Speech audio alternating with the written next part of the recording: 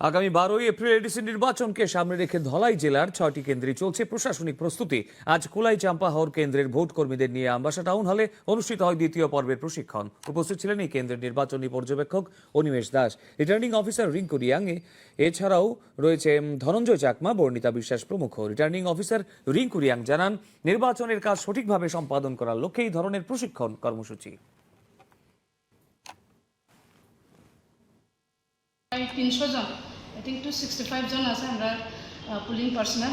এই ট্রেনিংয়ে শুধু পুলিং পার্সোনাল না, এটার মধ্যে আমরা সেক্টর অফিসার আছে, আমরা যে master trainer, EVM master trainer বা অন্য টপিকের যে মাস্টার ট্রেনার তারাও আছে।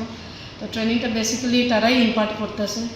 তো আমরা আশা করছি যে আজকে ট্রেনিংয়ের পরে যারা অলরেডি ইলেকশন আগেও করছে তারা কনফিডেন্সটা আরও বাড়বো, প্লাস যারা এখনও ফার্স্ট টাইম এক্সপিরিয়েন্স, এইটার মধ্যে দেখা যায় কি অনেকজন ব্যাংকের ম্যানেজার বা কর্মচারীরাও প্রেসাইডিং হয়ে বা ফার্স্ট পোলিং হয়ে ফার্স্ট টাইম আই থিঙ্ক তারা মানে আগে তো অন্য ইলেকশনে তো তারা মাইক্রো অবজার্ভার হয়ে থাকে, এবার তারা ম্যাক্সিমামই ফার্স্ট টাইম পোলিং পার্সোনাল হিসাবে যুক্ত আছে, অ্যাপয়েন্টমেন্ট পাইছে।